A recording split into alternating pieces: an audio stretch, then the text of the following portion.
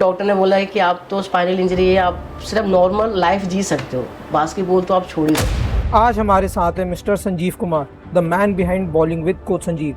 ये इंडिया के one of the best basketball coaches में से एक है। You got to go to USA, जो आई थिंक बास्केटबॉल का हब है। तो आपने दोनों में क्या कल्चरल डिफरेंस देखा? इंडिया का बास्केटबॉल यहाँ है तो यूएस का फोर्स यहाँ पर है, मतलब 15 से 20 साल आगे एडवांस हर चीज़ लेकर देखा जाए तो कई बच्चे लगता है कि स्ट्रक्चर नहीं हमारे इंडिया में कि इसके बाद क्या होगा, कुछ कैंप का, या फिर मैंने ऐसे देखा है कि सब तो बोलते हैं कि ग्रास रूट पे काम कर रहे हैं हम लोग, पर ग्रास रूट पे कहाँ पर क्या चीज़ पे काम किया जा रहा है। We are not able to create any talent जो NBA लेवल या सिर्फ NBA नहीं, वर्ल्ड में और भी लीग्स होती हैं, यूरो लीग या इंटरनेशनल टैलेंट के लेवल पर क्यों नहीं पहुंच पा रहा? अभी जैसे इंडिया में NBA अकेडमी ने बहुत अच्छा स्कॉट फिल्मिंग है और भी कोचेस ने अच्छा किया, पर मुझे ऐसे सुनने में आया था कि वहाँ पर बच्चे जा तो रहे हैं पर वो बच्चे आगे नहीं खेलना, मतलब आगे जैसे कॉलेज के लिए या आगे प्रेप स्कूल के लिए या फिर आगे के लिए वो जाने ही नहीं चाह रहे। क्योंकि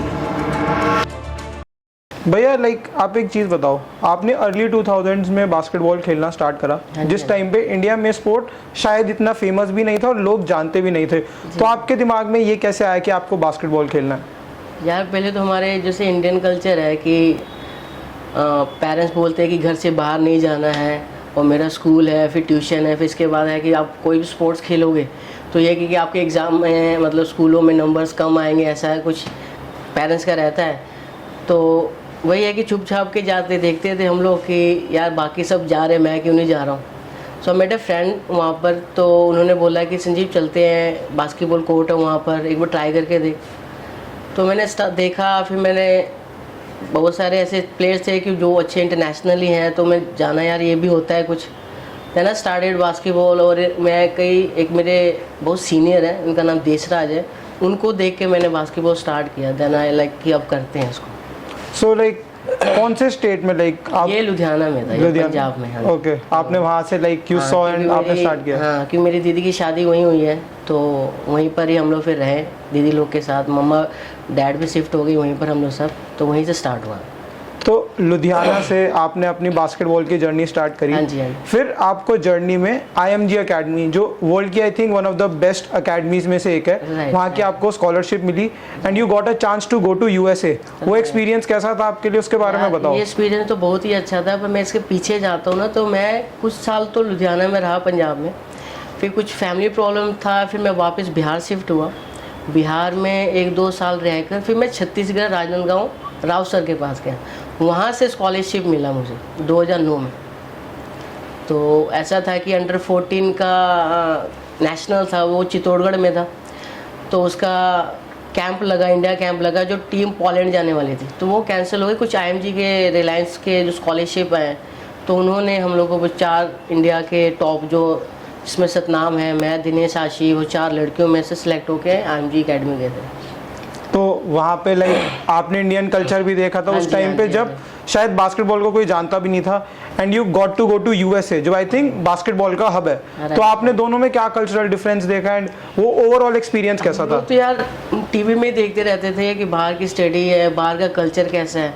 जब हम लोग वहाँ पर जाके देखे कि ये बहुत ही डिफरेंट है, मतलब हम लोग चाहते हैं कि इंडिया का बास्केटबॉल यहाँ है तो US का फोर्स यहाँ पर है, मतलब 15 से 20 साल आगे एडवांस हर चीज़ लेकर आज तक, और अभी भी चल ही रहा है।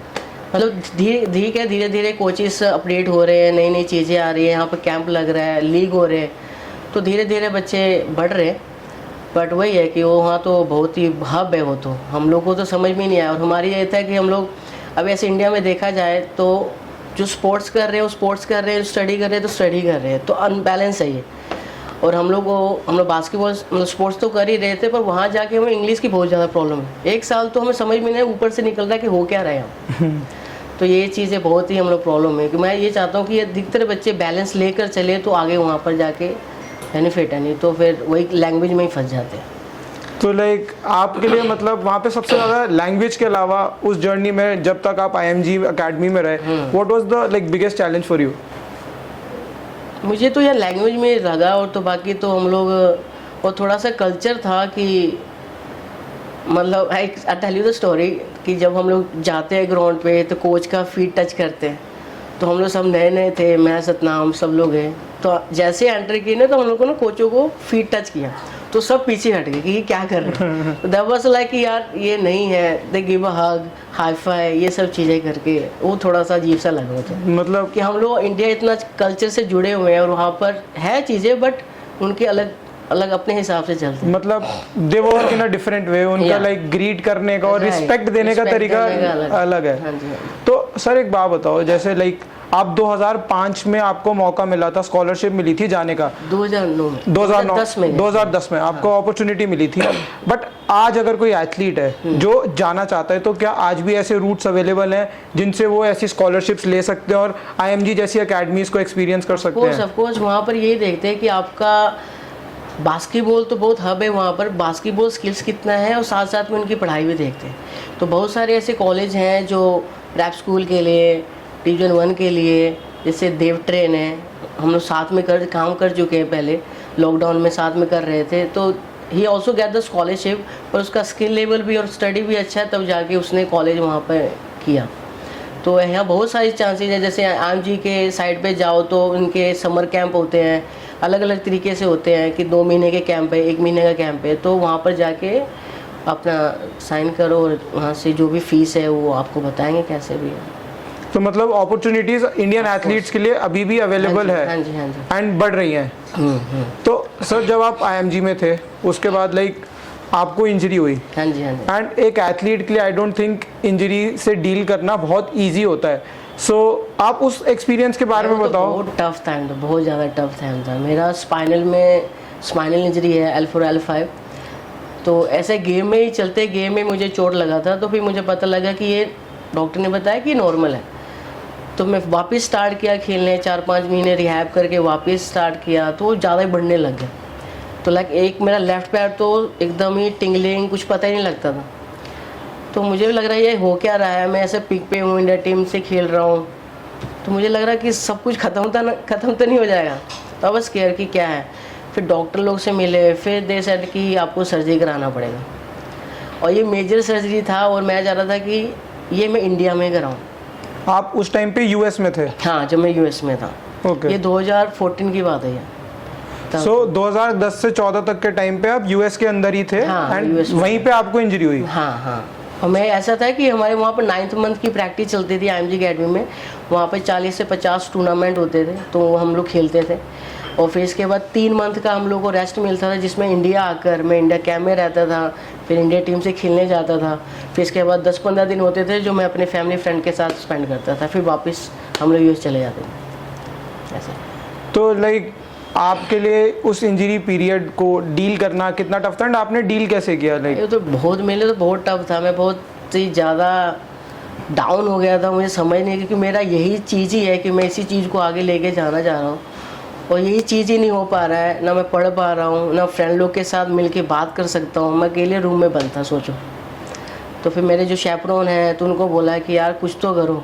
और उनके कुछ पेपर वर्क ऐसे थे कि वो बहुत डिले हो रहे थे, और मेरा पेन भी बढ़ता जा रहा था। तो फिर मैंने उनको बोला कि मुझे वापस इंडिया भेजो, या फिर डेट निकालो सर्जरी का। तो फिर वापस यहाँ दिल्ली में आके एक बसंत कुंज हॉस्पिटल है स्पाइनल, तो वहाँ पर करवाया सर्जरी। और मेरे साथ मेरी मॉम थी जो मेरे साथ रह रही थी।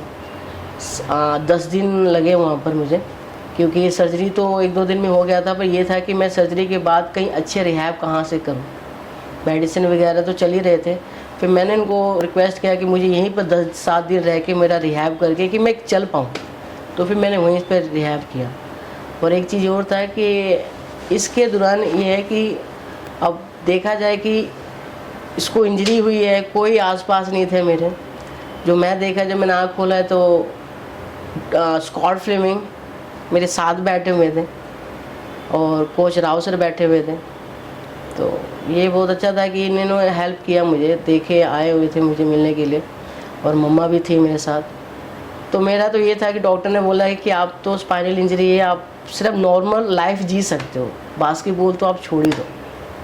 ऐसा टफ था। और मेरी सर्जरी 17 में हुई थी शायद, लाइक हाँ, मैं जब 17 साल का था, तब 17-18 साल का। तो बहुत टफ टाइम था।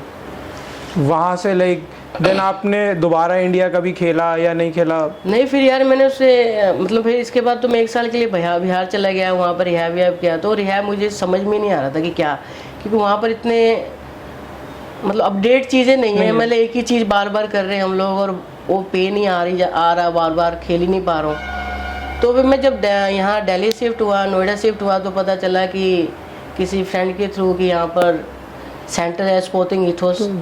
तो मैं 5-6 साल उनके साथ, ऋषभ सर के साथ ही लगा वहाँ पर। तो फिर 2 साल अच्छे से करके रिहैब करके वापस मैं बिहार से नेशनल में खेला 2-3 साल, और अच्छा था, मतलब अच्छा कमबैक हो गया था, वो चीज़ें आ गई थी। फिर बात ये था कि इंडिया कैंप में हम लोग लोअर पूल में हैं, जीत नहीं रहे हैं मैचेस, और फिर आगे कैसे जाए। तो वहाँ के भी कोचेस बोलते थे कि आप एक बार इंडिया कैंप में नाम डाल दो और फिर हम लोग आगे देखेंगे, जो आप कर सकते हैं तो आगे चांस मिलेगा। पर वो ऐसा मौका ही नहीं मिला मुझे। तो फिर मुझे भी लगा कि 2-3 साल लगातार नेशनल खेल जा रहे हैं, अच्छे पॉइंट्स भी जा रहे हैं मेरे। तो फिर ऐसा फिर घर का प्रेशर आने लगा कि अब क्या ही है, अब और फिर ये है कि अब जॉब वॉब करना है, कुछ करना है। तो मुझे समझ नहीं आया, मैं कहा अब जॉब में तो मुझे बास्केटबॉल ही समझ में आता है। तो मैं फिर then I into the basketball coaching की। अब मैं कोचिंग करता हूँ, मैं अपने स्टाइल से करता हूँ। I think ये one thing I want to say is that after hearing your journey sir, कि ये सिर्फ आपकी तरह और भी ऐसे बहुत एथलीट्स हैं जिनमें एक्चुअली में टैलेंट है। Right, Those who don't know, I want to establish this thing that मैंने खुद संजीव सर से कोचिंग ली है and I think he is one of the best coaches. जितना डिफरेंस मेरे गेम में बचपन से कोचिंग करने में नहीं आया था, मैंने 3-4 महीने सर से रेगुलर कोचिंग करी थी and I saw a world of difference because he actually knows how to coach and that is because sir के अंदर वो स्किल सेट है।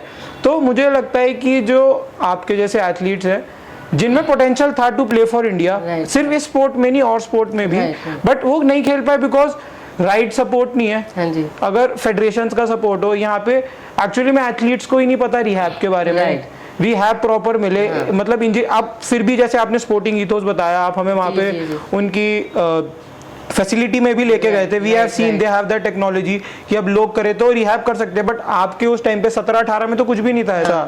बच्चे थे हमें तो पता ही नहीं था कि ये होता क्या है, वापस आना ही कैसा है। मतलब ये होता है कि हम लोग खेल तो रहे हैं ना, वार्म अप पे ध्यान है ना कूल डाउन पे, बस रन बस खेल रहे हैं। एंड आई थिंक वो आज तक इंडियन कोचिंग में प्रेवलेंट है, बास्केटबॉल या कोई भी स्पोर्ट हो, मतलब टॉकिंग अबाउट बास्केटबॉल। हाँ, तो धीरे धीरे चीज़ें अपडेट हो रही हैं।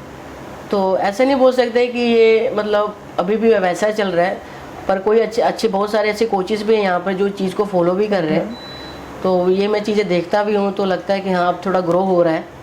तो वही है कि बच्चे लोग को वो एक ऐसा होना चाहिए ना कि जैसे किसी बच्चे को बास्केटबॉल खेलना है या फिर मुझे भी बास्केटबॉल खेलना है या सीखना है, तो मुझे बास्केटबॉल से प्यार करवाना है किसी कोच को, राइट। कि वो ऐसा हो ना हो कि ज़बरदस्ती हो या फिर बर्डन से लगे। मतलब उसको लव होना चाहिए कि चीज़ें स्लो डाउन करके स्टेप बाय स्टेप चीज़ें सीखें और उसको मन लगे चीज़ करने में, मज़ा है, राइट। आजकल देयर दिस थिंग सर कि पेरेंट्स बच्चों को उनके बिना पसंद के किसी भी स्पोर्ट या कोचिंग, फिर उन्हें बर्डन लगने लगता है, उन्हें मज़ा नहीं आता, वो वहाँ पे जाके सीखते नहीं है, तो फिर उसका पॉइंट क्या है, राइट। तो मैंने ये चीज़ें मैंने देखी है यूएस में, कि यूएस के बच्चे जैसे 4-5 साल के होते हैं ना, तो उनके पेरेंट्स बोलते हैं कि जाओ आप स्पोर्ट्स खेलो।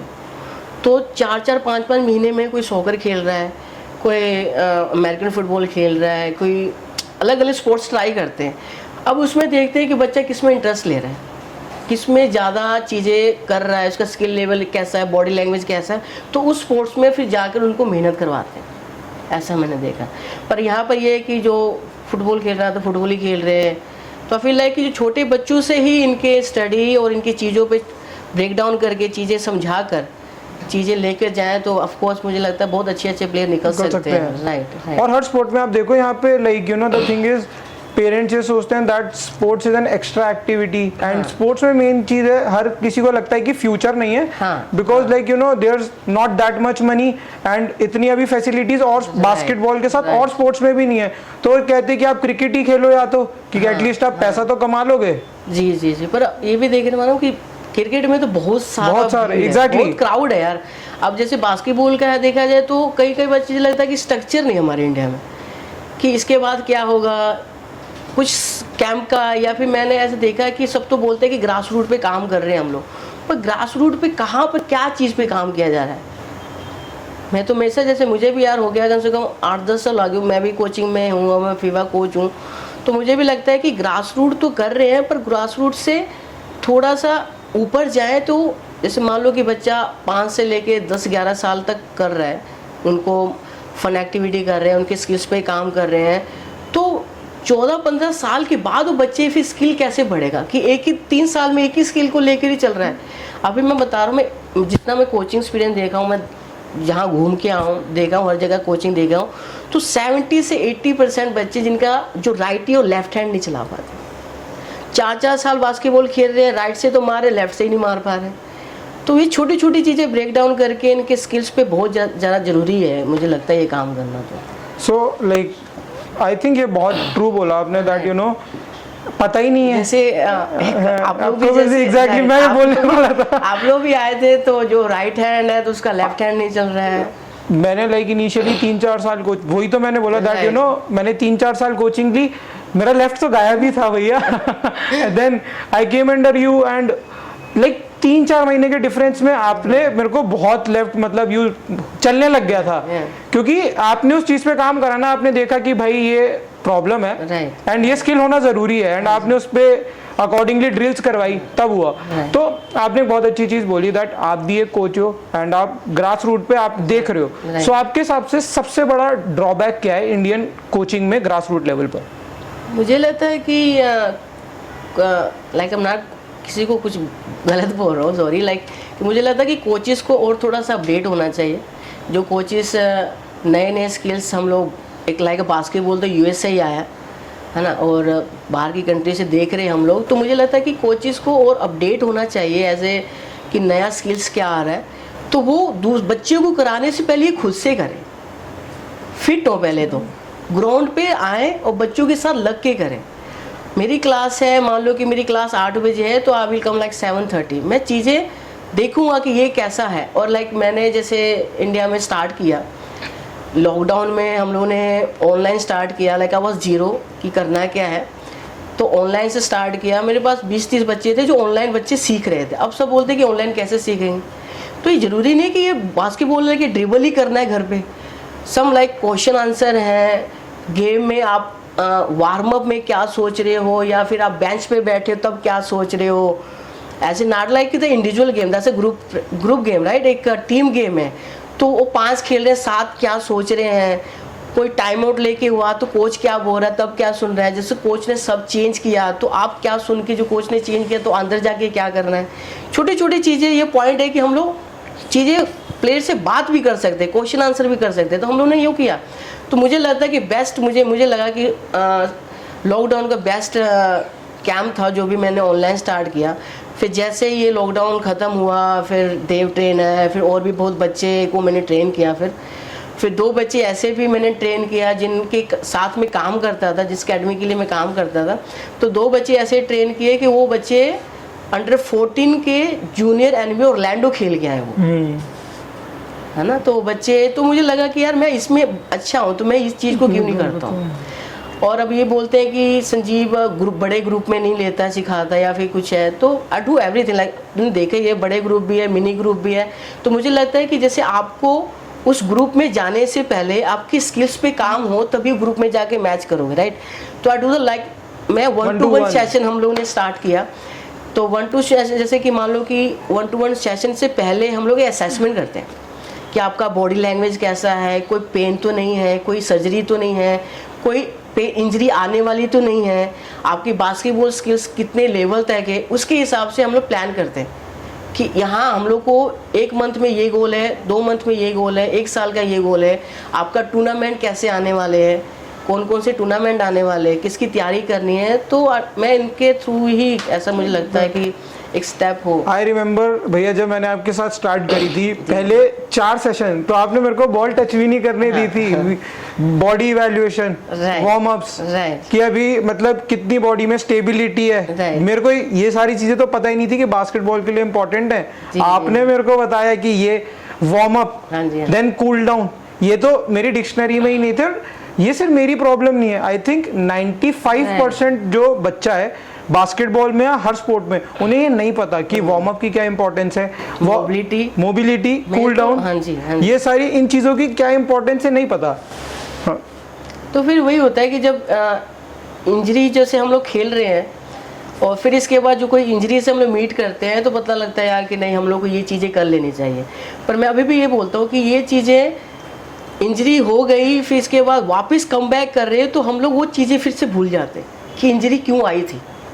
तो आई फील लाइक कि जब भी बास्केटबॉल में या फिर कोई भी स्पोर्ट्स में खेले तो थिंक अबाउट द प्रोफेशनली कि कैसे रहना है, इनका स्लीप आवर कैसा है, अगेन न्यूट्रिशन कैसा है, आप कैसे लोगों के साथ मिल रहे हो और आपका जो इन्वायरमेंट है कैसे लोगों के साथ है, बास्केटबॉल का कल्चर कितना अपने अंदर है।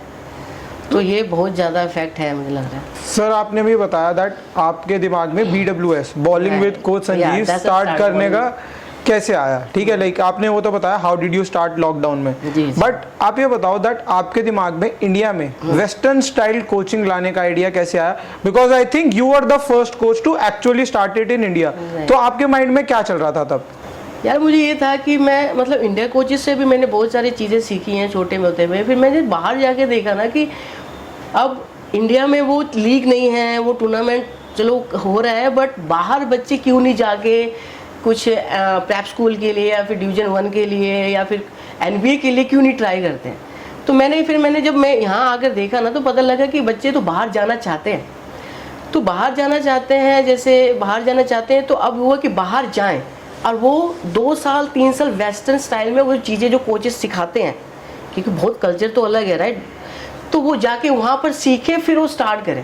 तो आई फील लाइक कि मैं ये चीज़ें उनको तैयार करके 1 साल 2 साल मैं उनको यहाँ पे तैयार करूँ छोटी सी उम्र में और वहाँ पर जाकर भेजूँ उनको, तो रेडी टू गो है। They will understand the coach क्या बोलना चाह रहा है, आपकी स्टडी कितना इंपॉर्टेंट है, आपका इंग्लिश कितना इंपॉर्टेंट है कि आप वहाँ पे हिंदी पे तो नहीं बात करोगे, आपको उनकी लैंग्वेज लेनी पड़ेगी और वहाँ के स्लैंग वो सब चीज़ें सीखनी पड़ेगी, क्योंकि बास्केटबॉल का लैंग्वेज भी तो वहाँ पर बहुत अलग है वहाँ पर। तो मैं ट्राई करता हूँ कि ये चीज़ें वहाँ की चीज़ें मैं यहाँ पर देकर उनको रेडी टू गो करके भेजूँ, तो मेरा यही मोटिव रहता है। तो सर लाइक एक चीज़ ये मैं आपसे जानना चाहता हूँ, मुझे खुद भी पता है but I want to establish it for the audience कि BWS बाकी कोचिंग से क्या अलग करवाता है अपने स्टूडेंट्स को? यार मैं तो ये है कि ओवरऑल हम लोग सब कुछ ही देखना चाहते हैं कि बास्केटबॉल तो एक और चीज़ें तो स्पोर्ट्स तो अलग कर दो उसको, सॉरी स्पोर्ट्स तो अलग कर दो। मैं एक लगता है कि एक अच्छा ह्यूमन बहुत ज़रूरी है, कि एक ह्यूमन मतलब कि आप अपना रूटीन में क्या डाल रहे हो और अपने पेरेंट्स के लिए जो उन्होंने इतना पैसा लगाया है या फिर आपको इतना चीज़ें करके दे रहे हैं तो आप क्या करके दे रहे हो। कई होता है कि बच्चे सो रहे हैं, मम्मा एक गिलास पानी ला दो, रिमोट ला दो, तो ये चीज़ें खुद क्यों नहीं, आपका जो बैग में शूज़ नहीं है या फिर बास्केटबॉल नहीं है, अरे मम्मा शू ला दो, ये ला दो, मेरा सुबह क्लास है, तो ये रात में क्यों नहीं प्रिपरेशन करके जाते हैं। तो मैं भी बोल रहा हूँ कि जो हमने सोचा है कि बास्केटबॉल में इस लेवल तक खेलना है तो आपको ही करना होगा, आपके लिए कोई आएगा नहीं। तो वो चीज़ें हैं कि आप अपनी चीज़ें, जैसे मान लो कि आपका ब्रेकफास्ट है इंडियन जैसे फूड है तो लाइक पोहा, ये सब चीज़ें हैं कई जगह पे हैं, तो वो हमारा वो प्रोटीन और मील नहीं होता, तो मील आप तैयार खुद करो ना, रात में करके दो, सुबह लेकर जाओ उसको। तो छोटी छोटी चीज़ें स्टेप है कि आप किसी कैसे बात करोगे, आपका स्टडी कैसा होना चाहिए, आपका इंजरी है तो इंजरी में आपको क्या क्या करना चाहिए। तो that's I am try to help you कि बच्चा एक स्टेप बाय स्टेप जाता रहे। कुछ भी ऐसा लगे जैसे मेरे से कुछ चीज़ें नहीं हो रही हैं, मेरे से कोई अच्छा चीज़ें समझा दे तो मैं उनके हैंड करता हूँ कि आप इनसे सीखो। तो मैंने जैसे 2-3 कोचेस को भी हायर किया हुआ, जैसे प्रतीक के जो SNC के कोच हैं, राहुल सर हमारे, और स्पोर्टिंग ईथोस है। तो मुझे लगता है कि जहाँ मुझसे नहीं हो पाता है तो मैं आगे हैंड करता हूँ कि उनसे वो बच्चा ग्रोथ करके सीखता ही रहे। तो हमने अभी नया स्टार्ट किया है, एक मेंटल हेल्थ करके स्टार्ट किया है कि बास्केटबॉल सीख रहे हो या फिर आप टूर्नामेंट में हो या फिर बास्केटबॉल स्पोर्ट्स हटाकर भी आप पेरेंट्स के साथ या फिर आपकी स्टडी लाइफ में या फिर अपनी पर्सनल लाइफ में भी चीज़ें बहुत भसड़ है। आजकल के जो जनरेशन है बहुत अलग ही चल रहे हैं। तो मैंने उनसे बात किया कि उन बच्चों से बात करो, आप उनको एक सही से ट्रैक दिखाओ, क्योंकि हम लोग जिस सिटी में रह रहे हैं वो तो पूरा ऐसा है कि पार्टीज है, बहुत सारी चीज़ें हैं, तो आप अपने एम को फिर कैसे करोगे। आप मतलब आप जा रहे हो, सीधा जा रहे हो, फिर इधर चले जा रहे हो, यहाँ से आप डिस्ट्रैक्शंस होते हैं। हाँ, तो वो मैं ऐसे ट्राई कर रहा हूँ कि हमारी टीम काम कर रही है उस पर कि बच्चे को स्ट्रेट एक लाइन दिखाया जाए कि आपका ये है 3 साल 4 साल आपको ये करना है, कि एक पाथ बेसिकली, राइट पाथ, कि मतलब उन्हें समझ में आया that you know we are supposed to walk on this, that's how we can do better. तो भैया like you have been on the court, मतलब one of the most renowned coaches हो आप. सो आप एक बात बताओ, अगर कोई एथलीट, बास्केटबॉल एथलीट ये वीडियो देख रहा है and they want to know a road map to go pro, तो वो क्या होगा उनके लिए? तो एक तो ये है कि बच्चे लोग का पहले एज का होना चाहिए कि आप किस एज से स्टार्ट कर रहे हो. तो आपके फिर से मैं वही बोल रहा हूँ कि स्टडी, मैं फिर से इसलिए हमेशा बोल रहा हूँ कि स्टडी क्यों इम्पोर्टेंट है, क्योंकि बाहर, सॉरी टू कट यू, कि आप मेरे को पूरा मतलब ये बताओ दैट अगर कोई देख रहा है प्रॉपरली कि step by step that you no, अगर उसे प्रो खेलना है या इंडिया टीम के लिए भी खेलना है तो क्या राइट एज है, कैसे शुरू करा है, पूरा मतलब ऑडियंस को एक बार एक्सप्लेन करो ये. तो मुझे लगता है कि जैसे छोटे बच्चों से हम लोग 7-8 साल के बच्चों से हम लोग 2-3 साल इनके स्किल्स पे काम किया. जैसे मैं इंडिया की बात कर रहा हूँ, फिर इंडिया में यह है कि अंडर 14 का एज ग्रुप होता है, फिर अंडर 17 है, अंडर 19 है, फिर सीनियर लेवल है. तो ऐसे ही फिर जैसे डिस्ट्रिक्ट लेवल होता है, जोनल लेवल होता है, फिर डिस्ट्रिक्ट होता है, फिर इसमें अच्छा खेले तो आप नेशनल में जाओगे, नेशनल में अच्छा करते हो तो आप इंडिया कैंप में आते हो, इंडिया कैंप से फिर कैंप में से सिलेक्ट होते हैं तो 12 इंडिया टीम के लिए जाते हैं. अभी कई ऐसे प्लेयर हैं कि इंडिया में तो अच्छे हैं, फिर आप फील है कि वो आगे खेल क्यों नहीं पा रहे हैं. तो इसमें ऐसा है कि कई बच्चे जाना भी चाहेंगे ना, तो यार इसको तो जाने के लिए ना यही है कि एक रूट, मतलब वहाँ के कोचिस लोग से टाई अप करें, मतलब अधिकतर कई कर भी रहे हैं वहाँ पर टाई अप करें, तो ऐसा एक पाथ बनेगा कि आप डिस्ट्रिक्ट लेवल है, जोनल है, फिर नेशनल है, फिर इंडिया है, फिर ऐसे ही करके. और उनके बीच में जो भी प्रैक्टिस है, जो भी मैं फिर से बता रहा हूँ ग्रास रूट है, जो स्किल लेवल है, क्योंकि वो बास्केटबॉल तो आप है तो उसके हिसाब से स्किल लेवल बनाकर उनको जाए. I hope like get the, समझ गया हो तुम्हें. बट जैसे मेरे को अब ऐसा लगता है, लाइक मैं इंस्टाग्राम पे देखता हूँ, मैंने खुद भी बास्केटबॉल खेला, मैंने बास्केटबॉल सर्किट में काम भी करा, so I have an idea that talent तो है but still we are not able to create any talent जो NBA लेवल या सिर्फ NBA नहीं, वर्ल्ड में और भी लीग्स होती हैं, यूरो लीग या इंटरनेशनल टैलेंट के लेवल पर क्यों नहीं पहुंच पा रहा. आपको क्या लगता है? ट्राई तो किया, जैसे मेरा फ्रेंड है, चाइल्डहुड फ्रेंड है सतनाम, तो हम लोग जैसे US गए थे तो मतलब उसको चांस मिला हुआ NBA, he the first guy NBA.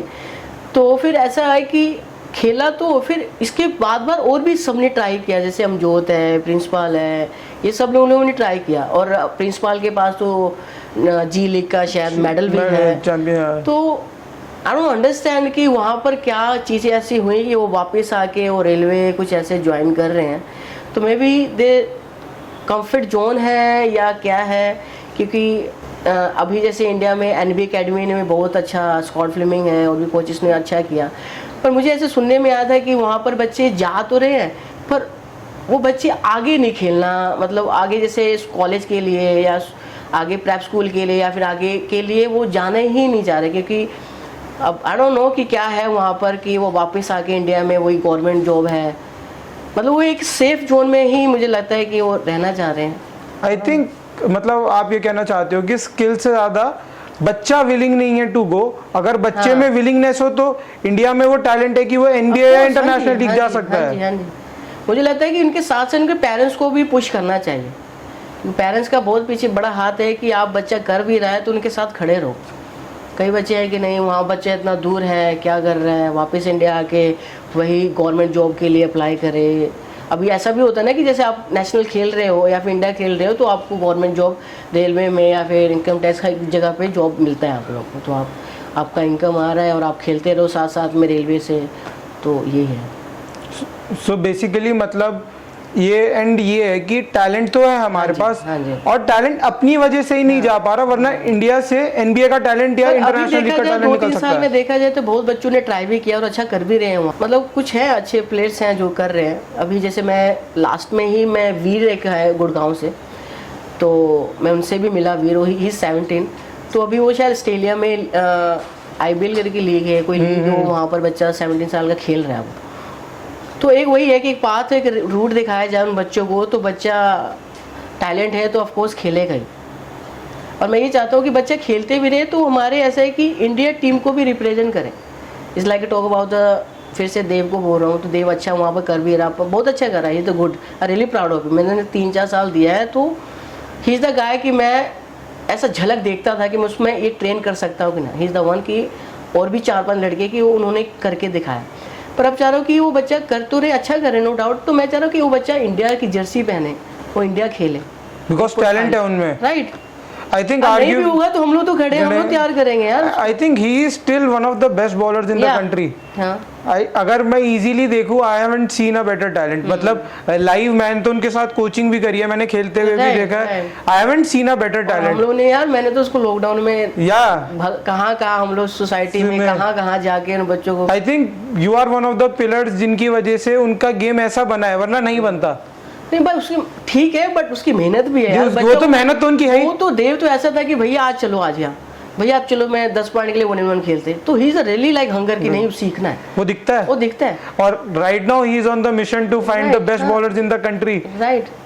And I think उनके थ्रू और ऐसे और क्रिएटर्स के थ्रू इंडिया में बास्केटबॉल को वो बूम मिल रहा है, हाँ जी, हाँ जी। जो पहले नहीं था। अभी एक बॉम्बे में एक सर है जो अभी ABC करके लीग्स कर बच्चों का, या। तो बहुत अच्छा कर रहे हैं यार, वो तो अच्छा है। मैं वही बोल रहा हूँ कि चलो प्रैक्टिस तो हो रही है, तो बच्चों को टूर्नामेंट भी मिलना चाहिए कि जो प्रैक्टिस कर रहे हो टूर्नामेंट में दिखे तो सही। और फिर मुझे ये भी है कि वो टूर्नामेंट कर रहे हैं तो आई फील लाइक कि दे नीड आल्सो कैंप, कि अब वो टूर्नामेंट हो रहा है तो उन बच्चों को सिलेक्ट करके एक अच्छा कैंप लगाए, जो बच्चे मतलब जो अच्छे कोचेस हैं उनको बुलाकर उन बच्चों को और अपडेट करें, मुझे लगता है। अभी रिसेंटली एक IBL शायद या IPL, हाँ, IBL हाँ। रिसेंटली IBL अनाउंस हुआ है, ठीक है। सो आपको क्या लगता है ऐसी लीग्स इंडिया के लिए कितनी हेल्पफुल है एंड कल्चर को ग्रो करने के लिए? यार ये तो मुझे लगता है कि ये तो प्लेयरों के लिए बहुत ही अच्छा हो सकता है कि जैसे लीग खेलें तो प्लेयरों को एक प्लेटफॉर्म मिलेगा, उनको कुछ पैसे मिलेंगे। तो अभी इंडिया में ऐसा लग रहा है कि खेल तो रहे हैं, नेशनल भी खेल रहे हैं, तो पैसे कहाँ हैं? फर्स्ट सेकंड थर्ड को जो मिल रहा है बाकी सब कुछ नहीं है ना। तो अब लीग स्टार्ट होगा तो ये है कि लीग के साथ साथ बच्चे और प्लेयर्स और फिट होंगे और जो पैसे मिल रहे हैं वो अपने ऊपर खर्च करेंगे। तो दैट्स अ गुड पॉइंट कि हाँ एक लीग स्टार्ट होना चाहिए और भी होने चाहिए, जैसे हर जगह अलग अलग स्टेटों में हो रहा है, धीरे धीरे कर रहे हैं तो अच्छा है। तो मैंने जैसे UBA खेला था, एक UBA का नाम सुना होगा, तो आप play the season 2 Haryana team से मैंने खेला था। तो ऐसे लीग स्टार्ट होते रहे, जैसे अभी एलीट का भी स्टार्ट हुआ था, उन क्लोज हो गया वो, तो ऐसे लीग स्टार्ट हो जाए तो और भी बच्चों को अच्छे चांसेस मिलेंगे कि आगे बढ़े, उनको पैसा मिलेगा, वो अपनी चीज़ों पे खर्च करेंगे और आगे ग्रो। कमर्शलाइजेशन बहुत इंपॉर्टेंट है स्पोर्ट में। आप देखो क्रिकेट, आई डोंट थिंक 2007-8 से पहले इतना पैसा था। जब IPL आया, कमर्शलाइजेशन हुई, स्पोर्ट में पैसा आने लग गया। विद इन 18 साल में अब IPL कहाँ पे है, like one of the biggest leagues in the world. Similarly kabaddi start हुआ, प्रो कबड्डी लीग। कबड्डी को कौन पूछता था, अखाड़े का स्पोर्ट था। अब उन्होंने पूरा कमर्शलाइज कर दिया and now players are making good money out of it. थोड़ा सा टाइम लगा, लीग कमर्शलाइज हुई प्रॉपर्ली। ऐसे ही अब TT की, हर चीज की धीरे धीरे, गोल्फ तक की लीग हो रही है, तो बास्केटबॉल की क्यों नहीं? जी। और अब होगी, लोगों को पैसे मिलेंगे। At the end of the day भैया सब काम तो पैसे के लिए कर रहे हैं ना, कर तो रहे हैं, पर वही है कि पैसा प्लेयरों को भी मिले, मोटिवेशनल फैक्टर, राइट। प्लेयर को मिले तो प्लेयर अपनी चीज़ों पे खर्च कर सकते हैं, लाइक शूज़ है, प्रोटीन है, या फिर आपको एडवांस प्रैक्टिस करना है, तो वो बच्चे कहाँ से करेंगे? जैसे मान लो कि आपको यहाँ पर लीग है, मान लो कि US में जाके कुछ ट्रेनिंग लेना है या फिर कुछ इंडिया में अच्छे कोचेज उनके पास सीखना है, तो कैसे वो चीज़ें मैनेज करें। और वेट ट्रेनिंग है तो अच्छे कोचेज के पास जाके एसेंसी लेना है, तो वो कर सकते हैं। क्योंकि अभी तो यही नहीं पता है कि बास्केटबॉल, मैंने अभी कुछ ऐसे डील करता हूँ कि कई प्लेयर है कि बास्केटबॉल ही खेल रहे हैं, और बास्केटबॉल के साथ तो ये तो कॉन्टैक्ट है, गेम पूरा है, तो वेट ट्रेनिंग तो बहुत ज़रूरी है यार। तो वेट ट्रेनिंग को पता ही नहीं कि अब ये है कि आप देखे होगा कि हर मतलब गलियों में जिम खुला हुआ है, डोले बना रहे हैं, हर चीज़ कर रहे हैं। तो वी प्लेइंग बास्केटबॉल, तो बास्केटबॉल का तो जिम का ही स्ट्रक्चर ही अलग है, उसका तो हर चीज़, ये आपका एजिलिटी है, बहुत सारी चीज़ें हैं इसमें। When we started, आपने ही मुझे बताया था that you know ये डोले वोले नहीं बनाने, नॉर्मल एक टाइम के लिए सही है, पर आपके एक बेस पे तो आपकी लोअर बॉडी पे काम तो होना चाहिए। वो like thanks to you I started working on that, वरना तो पता नहीं क्या होता। सो बहुत चीज़ें हैं जो हमारे एथलीट्स, आई थिंक सिर्फ ग्राउंड पे रेप्स करना इंपॉर्टेंट नहीं है, ऑफ द ग्राउंड भी उतना ही इंपॉर्टेंट है। अगर हाई डाइट नहीं होगी, प्रॉपर वर्कआउट नहीं होगा, आपको रिकवरी नहीं है, आप सो नहीं रहे हो, एंड तो आपकी ऑफ द कोर्ट हैबिट अच्छी नहीं है, तो आप ऑन द ग्राउंड कितना ही काम कर लो, इट विल गो वेन। मतलब जैसे मैं बता रहा हूँ, मैं जैसे UBA की तैयारी कर रहा था, तो UBA की तैयारी से मैं स्पोर्टिंग इथोस से ही, मतलब ऋषभ सर ने, हम लोगों ने, तो मेरा वहाँ पर एक चीज़, एक रिकॉर्ड होता था, तूने क्या खाया है तो मुझे फ़ोटो भेज, तेरा स्लीप आवर क्या है, तू फोटो भेज। तेरा हार्ट बीट कितना है, मतलब 60 के पास गया, 70 के पास, तो मेरा पूरा उस दिन रेस्ट ही था। तो आप 54 56 के आसपास हो तो आपकी ट्रेनिंग स्टार्ट है, नहीं तो आप रेस्ट करो। तो ये बहुत ही ऐसे प्रोफेशनली तरीके से, क्योंकि आपको इसी चीज़ में ही आपको 7-8 घंटे देने हैं, आपको यही आपका एम है कि आपको इसको आगे लेके जाना है, तो आपको पूरा ही एक लेके जाना पड़ेगा आपको कि आप यही कर रहे हो, आप इसको इम्पोर्टेंस देना पड़ेगा। आपने मेंशन किया सतनाम सर का, दैट जी जी जी, you have work together and तो आप चाइल्डहुड फ्रेंड यार, मेरे बचपन का ही फ्रेंड हूँ। तो आपका उनके साथ रिलेशन कैसा है, एंड जब आपकी बात होती है so how is that thing? Like हम लोग तो बहुत ही, जैसे मैं पंजाबी बोल लेता हूँ और मैं वहाँ पर रहा हूँ, तो मैं सत्ता पंजाबी में ही बात करते थे हम लोग। तो इज़ रियली गुड किड, हम लोग साथ में बहुत अच्छे टाइम स्पेंड किए हैं, साथ में खेले हैं। इज़ फनी ऑल्सो, बहुत ऐसी चीज़ें हैं जो हम लोगों ने बहुत किया लाइफ में कि फ़नी चीज़ें हुई हैं। तो सर जैसे आपने इंडिया में राजस्थान, बिहार, दिल्ली और भी बहुत स्टेट्स में अब आप कोचिंग कर चुके हो, एंड अब आप अपनी एक अकेडमी दिल्ली में रन कर रहे हो, and it's not an easy job. तो एज अ कोच आपको क्या हर्डल्स फेस करने पड़ते हैं? अभी तो हर्डल यही है कि बास्केटबॉल कोर्ट नहीं है हमारे पास, है ना। तो कई कई जगहों पर सोसाइटी में हो गया, कई कई जगहों पर जाकर अभी ट्रेनिंग चल रही है, या फिर कुछ लीज पे लेके करते हैं हम लोग।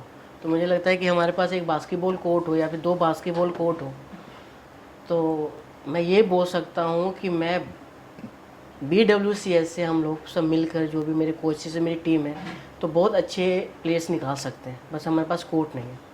मैं चाहता हूँ, हाँ वो नहीं है, और मैं चाहता हूँ कि मैं 4-5 घंटे, मतलब ऐसा था कि मैं कोर्ट पे रहूँ 4-5 घंटे सुबह, 4-5 घंटे रात में, शाम को अपना ये मेरा 7-8 घंटे की कोचिंग मस्त चलती रहे। मैं तो ये जानता हूँ। तो ऐसे फ्यूचर प्लान कर रहे हैं हम लोग, कुछ ऐसा करें साथ में। हाँ राइट। वो तो है सर कि लाइक इंफ्रास्ट्रक्चर की तो इंडिया में मतलब मेजर, आई थिंक बास्केटबॉल में अगर मैं और स्पोर्ट्स से कंपेयर करूं फिर भी कोर्ट्स हैं सोसाइटीज में, कॉम्प्लेक्सेस में, बट और स्पोर्ट्स के लिए तो कुछ भी नहीं है। एंड अगर बास्केटबॉल में और होगा तो आई थिंक हमारा कल्चर बढ़ेगा। नोएडा में सब, दिल्ली हर जगह से नोएडा में अच्छे कोर्ट है, जैसे रमग्या, बहुत सारे कोठारी, ऐसे इंडोर कोर्ट बहुत सारे हैं यहाँ पर। तो वही है कि अब कौन कैसा लेता है, पुलिस पे कोई दे सकता है कैसे है, या तो पता नहीं। मैं तो चाह रहा कि हमारा लाइक ओन अकेडमी में एक जगह हो, प्रॉपर स्पेस हो कि मुझे कोई डिस्टर्ब ना करे काम करने के लिए। मैं 2 कोर्ट है, मैं अपना काम कर रहा हूँ, उसमें हम लोग साथ में उनका टाइप कर रहे हैं बाहर के कोचेस के साथ, बाहर की अकेडमी के साथ। उनका प्रॉपर न्यूट्रिशन हो गया, उनका फिजियो, सब चीज़ों पे काम हो रहा है। हाँ, तो मैं ऐसा एक प्लान कर रहे हैं हम लोग इन फ्यूचर कि एक जगह आप बच्चे को भेजो, आपको बच्चे पर हर चीज़ मिलेगा वहाँ, everything under one roof. Right, one roof. तो सर जैसे अब आपको क्या लगता है कि ग्रास रूट लेवल पर सबसे ज़्यादा क्या लैक है, मतलब इंफ्रास्ट्रक्चर के अलावा अगर क्या चीज़ लैक कर रहे हैं कोचेज या स्टूडेंट, क्या चीज़ चेंज करनी चाहिए? ग्रास रूट पे यार यही है कि अभी जैसे मैं बच्चों को, वैसे मैं यूएस की फिर से बात कर रहा हूँ कि हम लोग देखें कि बच्चे वो 10-10 साल के ना वेट ट्रेनिंग करते हैं। They not doing a proper weight वाला ना, लाइक प्रॉपर लाइक वेट वाला लोहा वाली चीज़ें तो कुछ नहीं है, बट वो बैंड के साथ, कुछ उस कोर के साथ, कुछ ऐसे एक्टिविटी बहुत ज़रूरी है कि आपका, वही मैं बोल रहा हूँ कि बास्केटबॉल के साथ आपको स्ट्रेंथ वेट हल्का तो डालना ही पड़ेगा।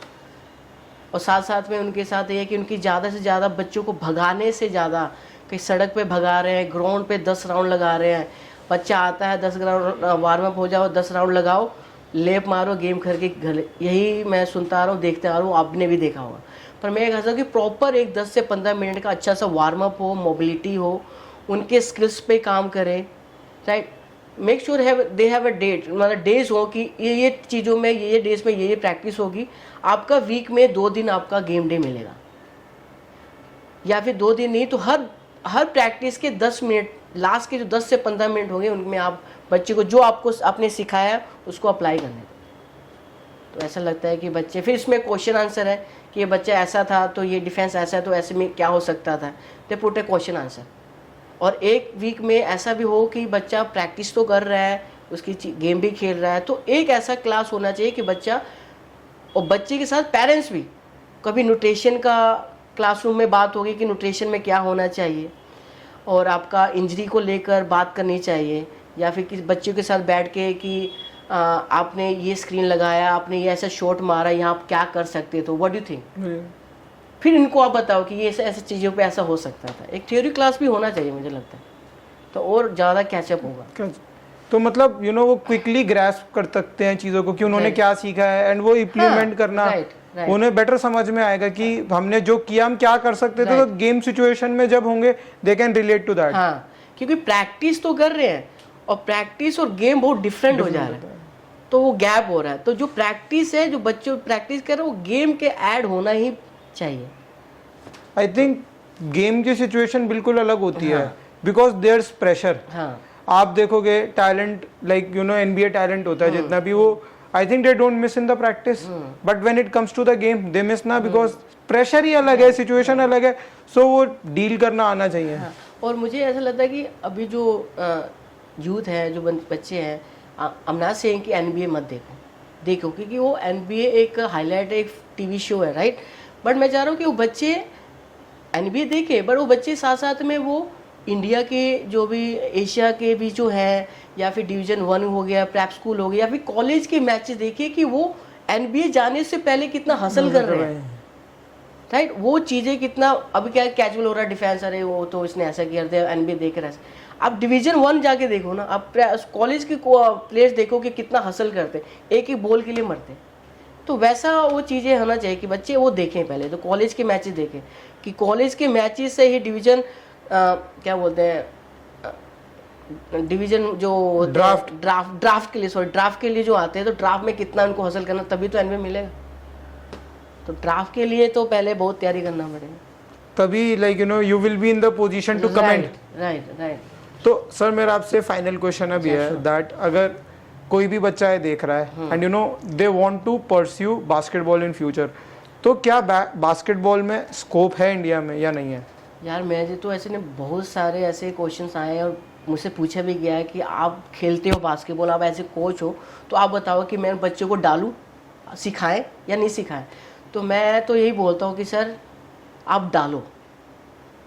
कई बोलते हैं कि बास्केटबॉल स्कोप नहीं है, आप डालो उनको, और उनको डालना है तो उनकी चीज़ें भी बना के देनी पड़ेगी। इट्स लाइक कि बच्चा अब कर रहा है आगे, ठीक है, तो बच्चे को नॉलेज ही नहीं, बच्चे ने शॉट ही नहीं लिया पहले, राइट, शॉट ही नहीं लिया, तो उसको पता ही चलेगा कैसे क्या है।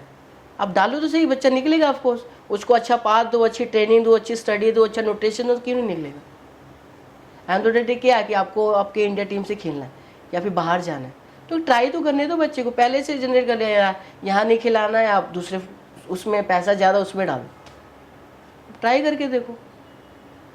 इंडिया के बहुत अच्छे प्लेयर्स हैं जो बाहर भी जाके लीग खेल रहे हैं, पैसा अर्न कर रहे हैं, या फिर इंडिया टीम में भी रह रहे हैं और अच्छा कर रहे हैं। So you can eventually make मैं it. तो बोलता हूँ कि एक तो शॉट देना चाहिए, शॉट दो। हाँ, मैं किसी को, मैं बता रहा हूँ, मैं किसी, कई बच्चे ऐसे हैं जो बच्चे बोल नहीं सकते या सुन नहीं सकते हैं, थोड़ा सा होते हैं जो बच्चे, तो मैं तो उनको भी लेता हूँ। मुझे बात करना, उनका सिखाना कि उसको पुश तो करें एक बार, करते हैं ना काम। मैं भी ग्राउंड पे हूँ, मैं भी धूप खाऊंगा, बच्चा भी धूप खाएगा, करते हैं काम। आई थिंक आपकी भैया यही मेंटालिटी है जो कैच करती है, मतलब दैट आपके साथ काम करने में इसलिए मजा आता है। You are not those coaches जो छोड़ दिया, ये बता दिया कर ले, आप देख रहे हो, यू आर एक पॉइंट अच्छा चाहिए। एग्जैक्टली आई सी। अगर लेफ्ट हैंड से लेफ्ट सही नहीं लगा तो दोबारा लगेगा, ड्रिल चेंज नहीं होगी, उसको और मॉडिफाई करेंगे, ब्रेक डाउन करेंगे। अब लेफ्ट शॉट नहीं आ रहा है तो उसमें भी 5 चीजें हैं कि लेफ्ट का लेप कैसा होना चाहिए, ब्रेक डाउन करेंगे। तो हर एक मूव का, हर एक स्टेप का, हर एक चीज़ का ब्रेक डाउन करके फिर धीरे धीरे जाएंगे। अब ये नहीं हुआ, मतलब यहाँ पर है लेप, यहाँ पर लेफ्ट का, तो लेफ्ट से पहले क्या क्या चीज़ें हैं, आपका लेफ्ट का पैर कैसे निकल रहा है, ड्रिबल के साथ फर्स्ट स्टेप कैसा होना चाहिए, लेफ्ट हैंड कैसा होना है, तो इस पर काम करेंगे, फिर इस पर आएंगे, ऑफकोर्स आएगा।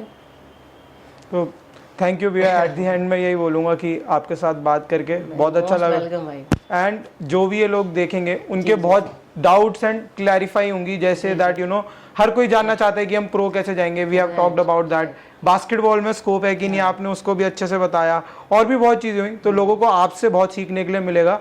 एंड जो भी लोग बास्केटबॉल की दिल्ली में कोचिंग लेना चाहते हैं, मैं सर की डिटेल्स नीचे डालूंगा, do reach out to him. And he is one of the best talents out there and you don't want to miss out. अगर आप शुरू कर रहे हो तो BWCS ही जाओ, मैं अपने पर्सनल एक्सपीरियंस से बता रहा हूँ, एंड ये पेड प्रमोशन नहीं है, ये पर्सनल एक्सपीरियंस है।